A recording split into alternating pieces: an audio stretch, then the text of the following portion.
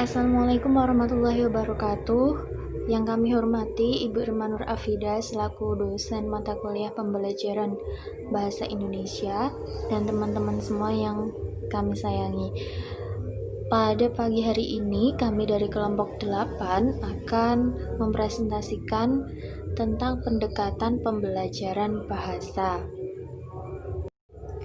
Nah, sebelumnya kita ke pengertian pendekatan pembelajaran. Pendekatan pembelajaran dapat diartikan sebagai titik tolak atau sudut pandang kita terhadap proses pembelajaran yang merujuk pada pandangan tentang terjadinya suatu proses yang sifatnya masih sangat umum.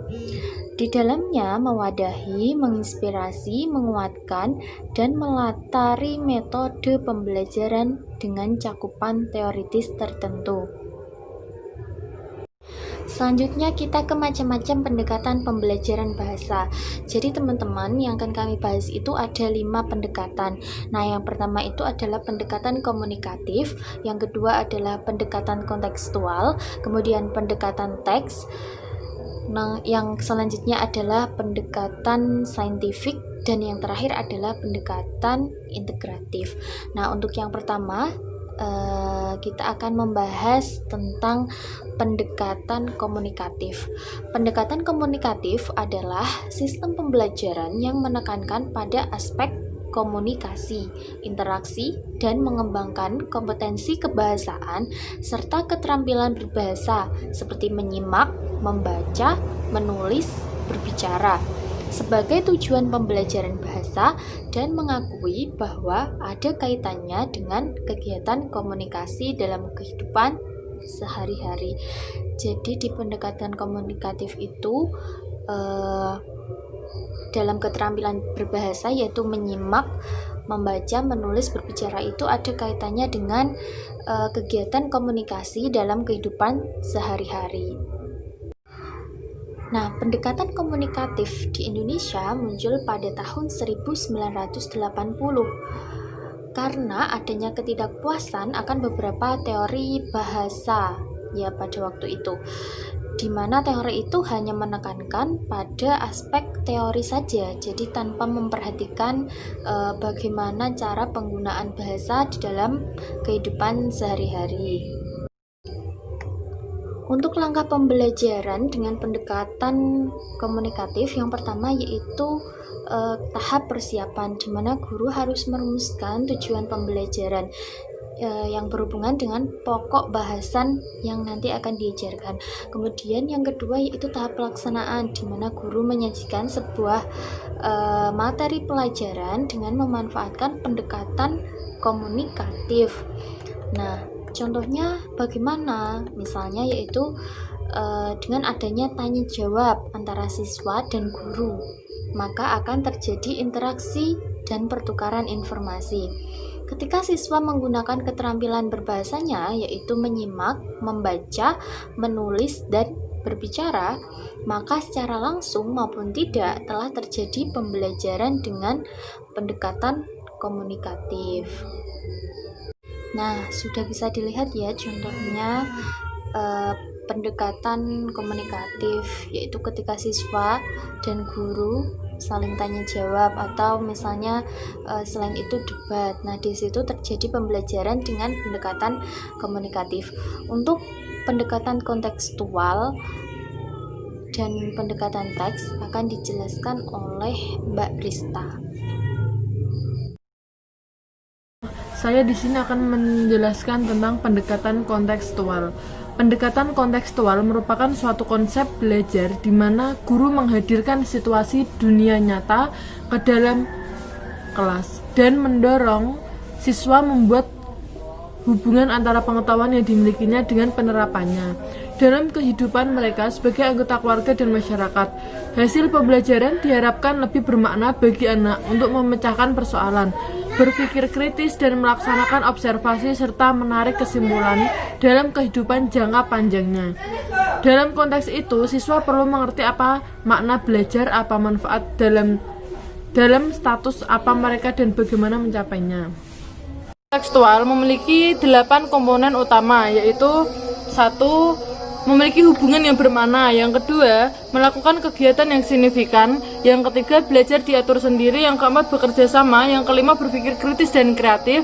Yang keenam, mengasuh dan memelihara pribadi peserta didik. Yang ketujuh, mencapai standar yang tinggi. Dan yang terakhir, menggunakan penilaian autentik.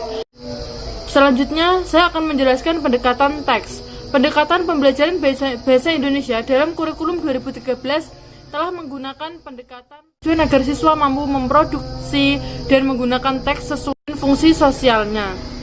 Dalam pembelajaran teks, bahasa Indonesia diajarkan bukan sekedar sebagai pengetahuan bahasa, melainkan sebagai teks yang berfungsi untuk menjadi aktualisasi diri penggunaannya pada konteks sosial dan akademis. Adalah pendekatan saintifik. Menurut Hasan tahun 2014, pendekatan saintifik adalah sebuah proses dalam pembelajaran yang telah dirancang agar peserta didik dapat aktif. Pendekatan saintifik sendiri sudah digunakan di Amerika pada akhir abad 19. Tujuan dari pendekatan saintifik untuk meningkatkan kemampuan dalam berpikir bagi peserta didik. Dalam pembelajaran dan pendekatan saintifik memiliki 5 langkah, yakni yang pertama, mengamati atau observasi. Dalam kegiatan mengamati atau observasi ini dapat ditempuh dengan beberapa langkah, yaitu A. Menentukan dengan jelas tentang data yang mau diobservasi. B. Menetapkan sebuah objek yang dapat diobservasi. C. Dapat membuat pedoman agar sesuai pada lingkup objek. D. Mengumpulkan data dengan jelas agar dapat dilakukan observasi dengan benar dan mudah. E. Melakukan penulisan mengenai hasil observasi melalui perekaman video, buku catatan, serta alat tulis yang lainnya. Langkah yang kedua yakni menanya. Dalam hal menanya ini, memberikan beberapa fungsi bagi anak didik diantaranya. A. Dapat memberikan keterampilan untuk anak didik di dalam berbicara, seperti mengajukan sebuah pertanyaan. B. Dapat mengembangkan cara dalam berargumentasi dan berdiskusi bagi anak didik. C. Dapat membangkitkan minat, perhatian, serta rasa ingin tahu bagi setiap anak didik. D. Dapat membuat anak didik lebih cepat dalam berpikir untuk menjawab dan menyelesaikan setiap persoalan. Langkah yang ketiga yakni mengumpulkan informasi. Kegiatan dalam menggali dan mengumpulkan informasi merupakan sebuah tindak lanjut dari bertanya. Dalam mengumpulkan informasi, setiap anak biasanya dilakukan melalui eksperimen, baik melalui objek atau melalui wawancara dengan narasumber, namun dengan mengembangkan sikap sopan, jujur, dan teliti. 4. Menalar atau mengasosiasi. Kegiatan mengasosiasi dalam sebuah pembelajaran yang informasinya sudah dikumpulkan dari hasil kegiatan yang bersifat mencari solusi dari berbagai sumber. Langkah yang terakhir yaitu mengkomunikasikan. Guru sangat diharap dalam memberikan kesempatan bagi para anak didik agar dapat mengkomunikasikan tentang apa yang telah dipelajari oleh peserta didik. Biasanya, kegiatan ini dilakukan dengan cara menceritakan atau menuliskan tentang kegiatan dalam mencari informasi. Selanjutnya adalah pendekatan integratif. Pendekatan integratif atau pendekatan terpadu adalah rancangan kebijaksanaan pengajaran bahasa dan dengan menyajikan bahan-bahan pelajaran secara terpadu, yaitu dengan menyatukan, menghubungkan, atau mengaitkan bahan pelajaran sehingga tidak ada yang berdiri sendiri atau terpisah-pisah.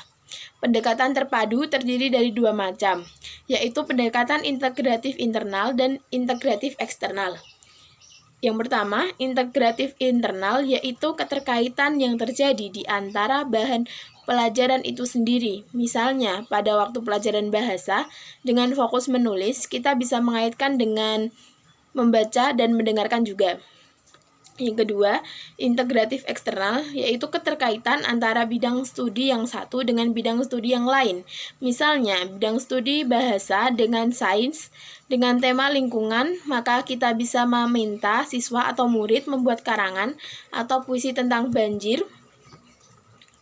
Untuk pelajaran bahasanya, untuk pelajaran sainsnya kita bisa menghubungkan dengan reboisasi. Kita bisa menghubungkan dengan reboisasi atau bisa juga pencemaran sungai.